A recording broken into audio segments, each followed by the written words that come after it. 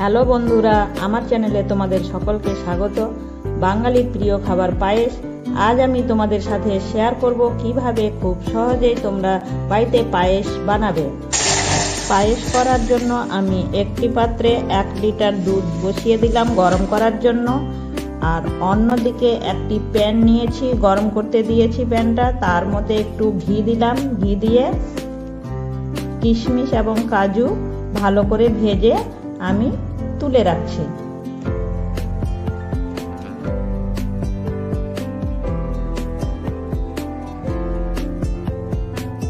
এদিকে দুধটা হালকা গরম হয়ে যাচ্ছে, সেখান থেকে আমি বাটিতে 3-4 হাতা তুলে রাখলাম। আর যে দুধটা ফুটছে তার মধ্যে আমি 2টো এলাচ এবং একটা তেজপাতা দিয়ে দিলাম। পায়েসটা ভালো স্বাদ হওয়ার জন্য আমি যে তুলে রেখেছিলাম দুধটা, তার মধ্যে 50 গ্রাম গুঁড়ো দুধ মিশিয়ে ভালো করে রেখে দিলাম। এবার আমি 50 গ্রাম গোবিন্দভোগ চালে 1 চামচ ঘি মাখিয়ে নেব। ফুটতে থাকা দুধের মধ্যে আমি ঘি মাখানো চালটা ঢেলে দিলাম। চালটা যেন নিচে না লেগে যায় তার জন্য আমি হাতা দিয়ে কিছুক্ষণ বাদে বাদে নেড়ে দেব। এই পায়েস রেসিপিটি জন্মদিন বা অন্নপ্রাশন বা যে কোনো উৎসবেই তোমরা করতে পারো।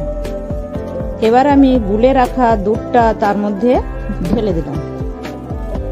যতক্ষণ চালটা সেদ্ধ না হয় ততক্ষণ আমি মাঝে মাঝে হাতা দিয়ে নাড়তে থাকবো।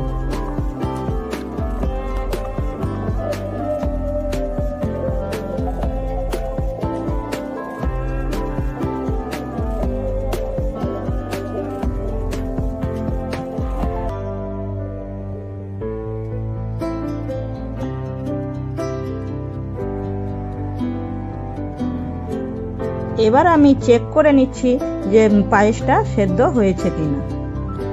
সেদ্ধ হয়ে যাওয়ার পরে যে পরিমাণে মিষ্টি পছন্দ করো, চিনি বা গুড় বা বাতাসা দিতে পারো। আমি আমার মতো আমি বাতাসা পছন্দ করি বলে বাতাসা দিলাম। বাতাসাটা না মেশা পর্যন্ত আমি ভালো করে নাড়তে থাকবো।